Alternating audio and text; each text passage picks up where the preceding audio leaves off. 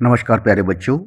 हमने दोहे में पढ़ा था कि लक्ष्मण एक वीर पुरुष और एक कायर की निशानी बताई थी कि कायर युद्ध भूमि में केवल अपने वीरता का बखान करता है और वह कभी युद्ध नहीं करता।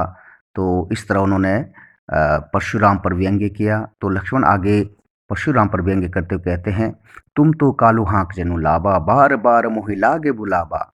कि तुम तो कालू हाँक जनु लावा, कालू होता मौत, हाँकना बस पुकारना भी होता है, वश में भी होना होता है। जनु मतलब मानो, ऐसा लगता है मानो मौत आपके वश में हो और आप बार बार उसे मेरे लिए बुला रहे हो। सुनत लखन के वचन कठोरा, लक्ष्मण के इन शब्दों को, कठोर शब्दों को सुनकर परसु सुधारी धरेउ घर गोरा। फरसु, परसु मतलब फरसु, सुधारी मतलब उठाकर, उठाना मारने के लिए उठाना, धरेउ मतलब धारण करना, कर घोरा और बड़े क्रुद्ध होकर, बड़े क्रोधित होकर कहने लगे। अब देखिए, लक्ष्मण के इन कठोर शब्दों को सुनकर परशुराम ने अपना फरसु लक्ष्मण को मारने के लिए उठाया और बड़े क्रोधित होकर कहने लगे, अब जने देव दोसु मोहि लोगो, कटुवादी बालकु बदजोगु। अब जनी देई दोसु मोहि लोगो, कि अब यहाँ पर बैठे लोगों, मुझे इसका मौत का दोष मत देना। दोसु मतलब दोष, मोहि लोगो, लोग मतलब लोगों, कटुवादी कड़वे शब्द, बालकु बालक, बदजोगु बद के योग्य। यहाँ पर बैठे हुए लोगों, ये बालक इस तरह के कड़वे शब्द बोलकर अब ये मौत के योग्य हो गया, अब ये मरने के योग्य हो गया है। अब मुझे इसकी मौत का दोष मत देना।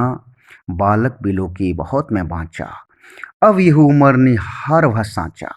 बालक बिलो की, बालक जानकर, बालक समझकर बहुत बाँचा, मैंने इसे बहुत, अब अभी बाँचा मतलब इसे नहीं मारा, अभी तक छोड़ा। अब यह मरनिहार, मरने योग्य वहाँ साँचा हो गया है कि अभी तक मैंने इसे बालक सोचकर नहीं मारा, अब ये सचमुच में मरने योग्य हो गया है। कौशिक कहा क्षमेव अपराधो, बाल दोष गुण नहीं साधु।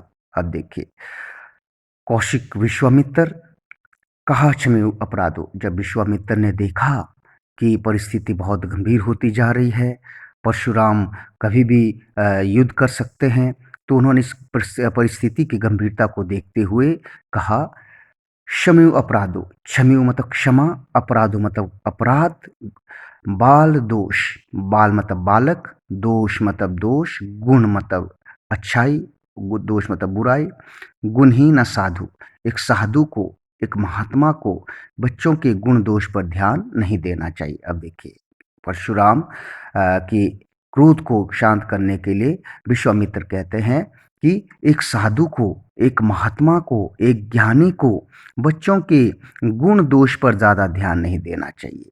बालक तो नासमझ होते हैं, इसलिए उन्हें बच्चों के गुण दोष पर ध्यान नहीं देना चाहिए। इसलिए आप लक्ष्मण के अपराध को क्षमा कर दीजिए। खर कुठार में अरुकन को ही, आगे अपराधी गुरुद्रोही। परशुराम आगे कहते हैं, परशुराम कहने लगे, खर कुठार में अरुकन को ही। खर कुठार, मेरा जो कुठार है, मेरा जो कुल्हाड़ी है, ये बहुत भयानक है। मैं अरुकन को ही, अरुक करुण, अकरुण, मैं अकरुण दयाहीन, मैं दयाहीन हूँ, को ही बहुत क्रोधी स्वभाव का हूँ। आगे अपराधी गुरुद्रोही, और मेरे आगे मेरे गुरु का अपमान करने वाला, मेरे गुरु का अपमान करने वाला अपराधी खड़ा है। अब देखिए, इसको परशुराम आगे कहते हैं कि मेरा ये जो फरसु है, ये बहुत खतरनाक है, बहुत भयानक है, और मैं बहुत दयाहीन हूँ, अकरुण हूँ, मैं बहुत गुस्से वाला हूँ, और मेरे सामने मेरे गुरु का अपराधी, मेरे गुरु का अपमान करने वाला अपराधी खड़ा है। उत्तर दे छोड़े बिन मारे, केवल कौशिक सूल तुम्हारे। और ये उत्तर देत छोड़ो बिनु मारे, उत्तर देत, उत्तर देना, छोड़ो मतलब छोड़ना, बिनु मतलब बिना, मारे मतलब मारकर, केवल कौशिक, हे विश्वामित्र, कौशिक विश्वामित्र, शील स्वभाव तुम्हारे। हे विश्वामित्र, ये उदंड बालक जो है हर प्रश्नों का उत्तर देते जा रहा है, इसे मैंने अभी तक इसलिए नहीं मारा, केवल आपके स्वभाव के कारण ही इसे मैंने अभी तक नहीं मारा है। नाते यही कोटि कुठार कठोरे, गुरु ही उरिन होतु होतो श्रम थोरे। नाते यही काटी कुठार कठोरे, नहीं तो अन्यथा वरना काटी काटना कुठार कुल्हाड़ी कठोरे इस भयानक कुल्हाड़ी से। गुरु के उऋण ऋण से मुक्त होना श्रम थोड़े थोड़े से परिश्रम करने पर। अब देखिए परशुराम कहते हैं मैंने अभी तक इस बालक को आपके विश्वामित्र को कह रहे हैं कि आपके स्वभाव के कारण ही इसे नहीं मारा, नहीं तो मैं इसे कब का मार कर इसे कब के इसके टुकड़े टुकड़े करके मैं अपने गुरु के ऋण से मुक्त हो जाता और इसे मारने में मुझे थोड़ा ही परिश्रम करना पड़ता। इन दोहे में देखिए गादी सुनो का हृदय हसी मुनि हरियारे सूझ अमे खांड ना उख में अजू ना बूझ अबूझ। गादी सुनो तब विश्वामित्र कह हृदय हंसी, कह हृदय हंसी अपने हृदय में अपने मन में हंसते हुए अपने आप से कहने लगे मुनि ही मतलब परशुराम को हरियारे सूझ अपने वीरता के अहंकार में उन्हें चारों ओर हरियाली ही हरियाली नजर आ रही है, हरियाली हरियाली नजर आ रही है। अर्थात देखिए परशुराम को अपने वीरता का बहुत अहंकार है, बहुत घमंड है, इसलिए उन्हें चारों ओर हरियाली ही हरियाली नजर आ रही है। अर्थात उन्हें हर तरफ सामान्य उन्हें लगता कि ये राम और लक्ष्मण भी एक सामान्य राजकुमार ही, यहाँ पर हरियाली हरियाली है कि राम और लक्ष्मण को भी वे एक सामान्य राजकुमार की तरह ही समझ रहे हैं।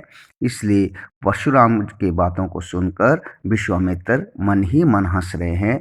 और आगे देखिए पर राम और लक्ष्मण के बारे में बताते हुए कह रहे हैं अमे खांड ना उख में अजू ना बूझ अबूझ।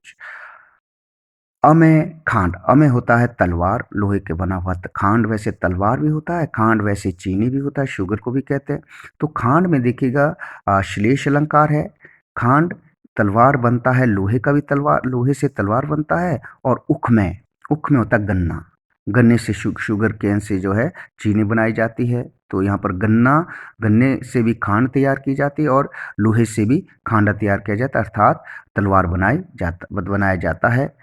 इस बात को देखिए अजू अभी भी ना अबू समझ, बूझ मतलब जानकर भी, अबूझ मतलब नादान बने हुए हैं, ना समझ बने हुए हैं। अब देखिए राम और लक्ष्मण तो लोहे के बने हुए खांड है, लोहे के बने हुए तलवार हैं। ये दोनों गन्ने के बने खांड नहीं है या गन्ने के बने चीनी नहीं है। अर्थात ये दोनों सामान्य राजकुमार नहीं है, ये दोनों तो वीर है, पराक्रमी है, ये तो अवतारी पुरुष है। परशुराम जो है अभी भी इस बात को जानते हुए भी कि ये दोनों सामान्य राजकुमार नहीं है, परशुराम इस बात को जानते हुए भी अपने वीरता के अहंकार के कारण नासमझ बने हैं, अनजान बने हुए हैं। अब देखिए यहाँ पर आओ बच्चों, अब हम अलंकार की ओर चलते हैं। अब यहाँ पर देखिए जनु, जनु देखो मानो, मानो मानो जब किसी चीज़ की इमेजिन किया जाता है तो वहाँ पर होता है कल्पना की जाती है, तो वहाँ पर होता है उत्प्रेक्षा अलंकार। तो जन्नु में उत्प्रेक्षा अलंकार है। और बार बार देखिए, बार बार में पुनरुक्ति अलंकार है। उसके बाद देखिए देई दोषु में देखो दादा की आवृत्ति है, दादा रिपीट हो रहा है तो यहाँ पर अनुप्रास अलंकार है ना। तो आगे देखिए बालक बिलो की बहुत मैं बांचा, देखिए यहाँ पर बा बा वे आवृत्ति हो रही, तो यहाँ पर भी अनुप्रास अलंकार है। अच्छा अब आगे देखिए गुण गा गा, यहाँ पर भी गा गा की आवृत्ति होती है, यहाँ पर भी अनुप्रास अलंकार है। आगे आ की आवृत्ति हो रही है। और केवल कौशिक में भी देखिए का की आवृत्ति हो रही, यहाँ पर अनुप्रास अलंकार है। आवृत्ति काटी कुठार कठोरे, यहाँ पर भी देखिए कि अपने काटी कुठार थोड़े, काटी कुठार मतलब इस का की आवृत्ति से यहाँ पर अनुप्रास है। और यहाँ पर देखिए गुरु के ऋण से वो कैसे मुक्त होना चाहते हैं, प्रश्न है कि परशुराम जो है गुरु के ऋण से कैसे मुक्त होना चाहते हैं। तो इसका उत्तर है कि अपने गुरु के अपमान करने वाले को मारकर, अर्थात राम और लक्ष्मण को मारकर जो है वो अपने गुरु के ऋण से मुक्त होना चाहते हैं। और इन्हें मानने में उन्हें बहुत कम समय लगेगा। यह बेटे देखिए कि गुरु के ऋण से इस तरह जो है परशुराम मुक्त होना चाहते हैं। और यहाँ पर देखिए राम और लक्ष्मण की वीरता के बारे में, उन दोनों के महानता के बारे में बड़े अच्छा, बड़ा यहाँ पर उदाहरण का प्रयोग किया है। खांड खांड का उदाहरण का प्रयोग किया गया। देखिए, खांड हमने जैसे कहा था कि तलवार, तलवार से बना, लोहे से बने तलवार को भी कहते हैं, और दूसरे गन्ने से बने खांड अर्थात चीनी को भी कहा जाता है। तो यहाँ पर देखिए, लोहे के बना चीनी का यहाँ पर सिंबल है, प्रतीक है, एक सामान्य व्यक्ति या एक सामान्य राजकुमार, और लोहे के बने मतलब ये दोनों कोई सामान्य नहीं, बल्कि ये दोनों तो अवतारी है, ये तो महान है, ये तो वीर हैं। तो जबकि परशुराम भी इस बात को जानते हैं कि राम और लक्ष्मण एक अवतारी पुरुष हैं, लेकिन वीरता के अहंकार में, अपने वीरता के अहंकार में, अपने वीरता के घमंड में वो इस बात को जानते हुए भी अनजान बने हुए हैं। अब आगे देखिए, आगे पंक्तियों में, कहू लखन मुनिशील तुम्हारा, को नहीं जान विदित संसारा, माता पिता है उरिन भय के, गुरु ऋण रहा सोचू बड़ जी के। अब देखिए, लक्ष्मण आगे मोर परशुराम पर व्यंग्य करते हुए कहते हैं, कहो लखनऊ मुनिशील तुम्हारा। हे लक्ष्मण कहने लगे कि हे मुनिवर, आपके सीलू, आपके स्वभाव के बारे में कौन नहीं जानता, को नहीं जानत विदित संसारा। इस संसार में, आपके इस संसार में, विदित मतलब जानना, संसार मतलब दुनिया में, इस दुनिया में आपके स्वभाव के बारे में, आपके चरित्र के बारे में कौन नहीं जानता है। माता पितु उरिन भय के, आपने अपने माता पिता का ऋण कैसे चुकाया था और उनके ऋण से कैसे मुक्त हुए थे, ये पूरी दुनिया अच्छी तरह से जानते हैं। गुरु ऋण रहा सोचू बड़े जी के, अब आपके मन में गुरु का ऋण चुकाने के बारे में आप सोच रहे हो, इसलिए आप बहुत बेचैन हो। अब देखिए बेटे, यहाँ पर माता पिता का ऋण चुकाने की बात हो रही है। तो यहाँ पर जो है, माता पिता का ऋण परशुराम ने अपने पिता का आज्ञा का पालन करते हुए अपने माता का उन्होंने गला काट दिया था। इसके पीछे एक कहानी है। तो अपने पिता का आज्ञा पालन करते हुए उन्होंने, परशुराम ने जो है अपने माता का गला काट दिया था। और जब पिता बहुत प्रसन्न हुए कि मेरा आज्ञाकारी बेटा है, तो उन्होंने अपने बेटे से वर मांगने को कहा। तो परशुराम ने अपने माता को फिर जीवित करने के लिए कहा। तो इस तरह कह रहे हैं कि उन्होंने अपने माता पिता के ऋण से वो अच्छी तरह से मुक्त हो गए थे। किस तरह उन्होंने अपने माता के पिता के कहने पर माँ को ही मार डाला था, इस तरह जो है परशुराम पर लक्ष्मण व्यंग्य कर रहे हैं। और आगे कह रहे कि अब आपके मन में गुरु के ऋण को चुकाने की चिंता है, और आप आपके मन में जो है गुरु के ऋण को चुकाने की चिंता है, इसलिए जो है आप बड़े बेचैन हैं। सो जनु हमरे माथा काढ़ा, इसलिए जनु मतलब मानो, हमरे मतलब हमारे, माथा मतलब मार कर काढ़ा, इसलिए आप हमें मार, ऐसा लगता है मानो आप हमें मार कर आप उस ऋण से मुक्त होना चाहते हो। दिन चली गए बड़ ब्याज बड़ बाड़ा। अब देखिए, यहाँ पर व्यंग्य करते हुए कह रहे, लक्ष्मण कह रहे हैं कि दिन बढ़ता जा रहा है, आप पर जो गुरु ऋण का ब्याज है वो जो है दिन ब दिन बढ़ता जा रहा है। अब आनियो बाविचारी बोले व्यवहारिया, अब आनी व्यवहारिया बोले, व्यवहारिया होता है बेटा कोई हिसाब किताब करने वाला, जिसको अकाउंटेंट कहते हैं, कि अब आप किसी हिसाब किताब करने वाले को बुला लाइए। तुरंत देव में थोली थैली खोली कि मैं जितना भी हिसाब किताब बनता है, जितना भी ब्याज का हिसाब किताब बनता है, मैं तुरंत थैली खोलकर चुका दूंगा। सुनी कटुक वचन कुठार सुधारा, हाय हाय सब सभा पुकारा। लक्ष्मण के इन कड़वे शब्दों को सुनकर, कटु मतलब कड़वे, कुठार सुधारा, पशु, कुठार मतलब एक सुधारा, कुठार मतलब कुल्हाड़ी या फरसू को सुधारा मतलब मारने के लिए उठाना। लक्ष्मण के इन कड़वे शब्दों को सुनकर परशुराम ने अपना कुल्हाड़ी, अपना फरसू लक्ष्मण को मारने के लिए उठाया। हाय हाय सब सभा पुकारा, वहाँ पर बैठे हुए, सभा में बैठे हुए सभी लोग जो है बहुत भयभीत हो गए, बहुत डर गए और सब हाय हाय करने लगे। लेकिन लक्ष्मण भी पीछे नहीं हटते, वो भी सामने आकर कहते हैं, भृगुबर परशु देखा वह मोही, विप्र विचारी वचे नृपदोही। भृगुवर, हे परशुराम,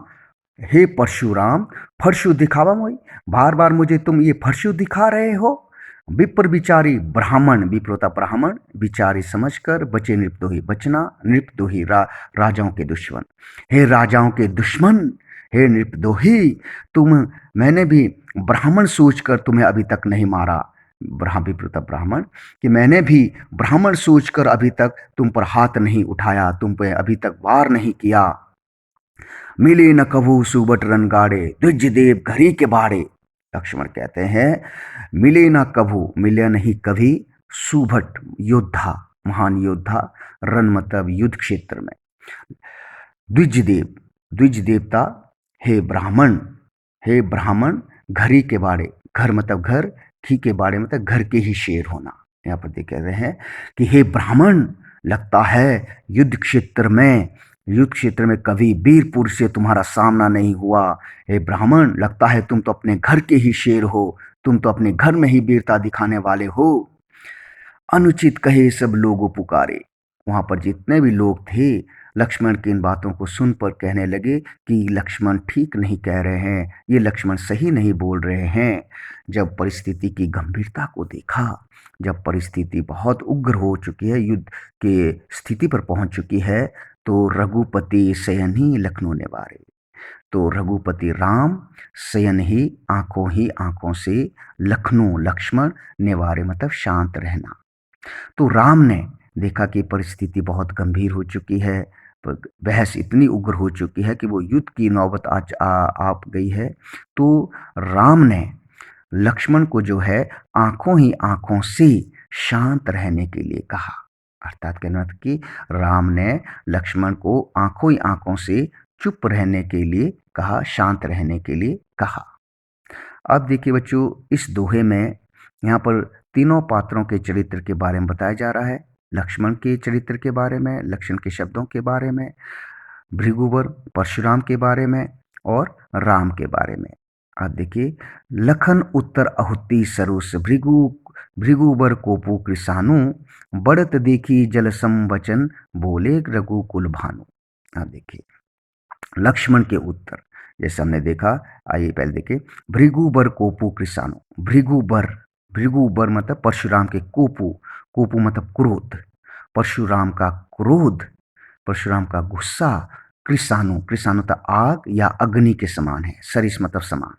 पहले परशुराम की बात करते हैं कि परशुराम का क्रोध आग के समान है। और लक्ष्मण के उत्तर, जो अभी तक लक्ष्मण ने उत्तर दिया था, वो लक्ष्मण के उत्तर कह रहा है कि वो आहुति के समान है। आहुति होता है बेटा, जैसे हम लोग पूजा पाठ करते हैं, हवन करते हैं, तो हवन में जो घी डालते हैं या तेल डालते हैं, जिससे आग और प्रज्वलित हो जाती है और भड़क जाती है।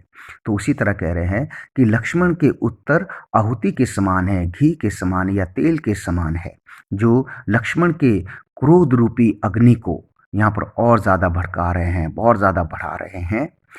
बढ़त देखी जल सम, जब इस क्रोध को बढ़ता देखा तो जल सम, जल के समान, यहाँ पर सम जी किसके समान, जल के समान वचन बोले रघुकुल भानु। तो यहाँ पर राम की बात हो रही है। देखिए राम के शब्द, राम के जो शब्द हैं वो कहता है जल के समान है, जो इस क्रोध रूपी बढ़ते अग्नि को शांत कर देती है, उसे शांत कर देती है। और इस तरह देखिए बेटा, यहाँ पर तीनों के चरित्र के बारे में बताया जा रहा है कि राम का चरित्र जो है, राम का स्वभाव जो है, जो बढ़ते हुए जो आग है, आग को जो है लक्ष्मण की तरह आहुति नहीं प्रदान कर रहे या आहुति नहीं चढ़ा रहे, जिसे और नहीं भड़का रहे हैं, बल्कि वो जो है जल से उस आग को शांत करते हैं। अब तीनों का स्वभाव यहाँ पर बताया जा रहा है। तो इस तरह जो है राम यहाँ पर एक महान पुरुष है, महान वीर है, धैर्यवान है और अ, बड़ों का आदर करने वाले हैं। इसलिए इन तीनों में राम का चरित्र जो है महान कहलाया है। अब आगे देखिए, यहाँ पर हम अलंकार की बात करते हैं। लखन के उत्तर आहुति सरिस, सरिस में देखिए बेटा यहाँ पर समान, समान यहाँ पर तुलना की गई है, तो यहाँ पर उपमा अलंकार है। अब यहाँ पर देखिए भृगुवर कोपु कृषाणु, यहाँ पर देखिए कोपु कृषाणु क्रोध रूपी आग, यहाँ पर देखिए क्रोध रूपी आग, क्रोध और आग को एक समान कर दिया है, तो यहाँ पर रूपक अलंकार होना चाहिए, तो यहाँ पर रूपक अलंकार है। और यहाँ पर जल सम, जल के समान, तो यहाँ पर भी जल के समान है। राम के शब्दों को यहाँ पर जल के समान कहा गया है, तो यहाँ पर समान मतलब तो उपमा की गई है, तुलना की गई, तो यहाँ पर उपमा अलंकार है।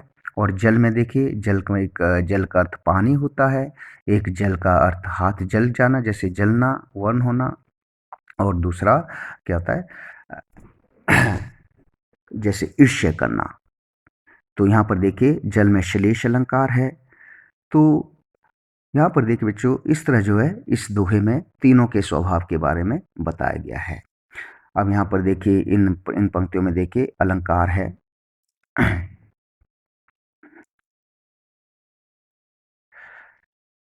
जनु मतलब माना मानो, देखो यहाँ पर मानो हमें मारकर उस अपने गुरु के ऋण से मुक्त होना चाहते हो। तो यहाँ पर जनु में मानो में उत्प्रेक्षा अलंकार है। यहाँ पर देते दिन ब दिन ब्याज बढ़ जाना, देखिए बा बा क्या बोलते बा बा बा, तो यहाँ पर अनुप्रास अलंकार है। अब आ नहीं, अब देखिए यहाँ पर भी आ के आवृत्ति हो रही है। थैली खोली में देखिए था ला की आवृत्ति हो रही है, ला की आवृत्ति। तो यह भी अनुप्रास अलंकार है। यहाँ भी देखिए अनुप्रास है रा यहाँ भी रा है, यहाँ भी रा है। तो यहाँ पर भी अनुप्रास अलंकार है। हाय हाय में देखिए पुनरुक्ति प्रकाश है, यहाँ पर पुनरुक्ति प्रकाश का वर्णन किया गया है, तो यहाँ पर पुनरुक्ति अलंकार है। विप्र विचारी देखिए ब्राह्मण विप्र विचारी बच्चे, यहाँ पर बाबा की आवृत्ति से भी अनुप्रास अलंकार है।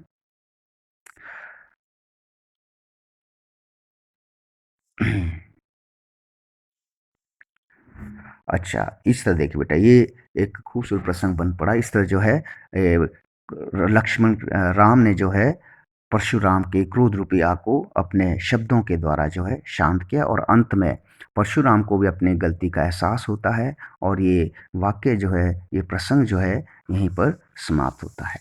तो आशा करता हूँ बच्चों कि आप लोगों को ये पाठ अच्छी तरह से समझ में आया होगा, और जो यहाँ पर समस्या हैं उसे आप लोग हल करने की कोशिश कीजिए, और जितना हो सके अपने अभ्यास कीजिएगा। अभ्यास करने से ही हम सफलता की ओर अग्रसर होते हैं। धन्यवाद।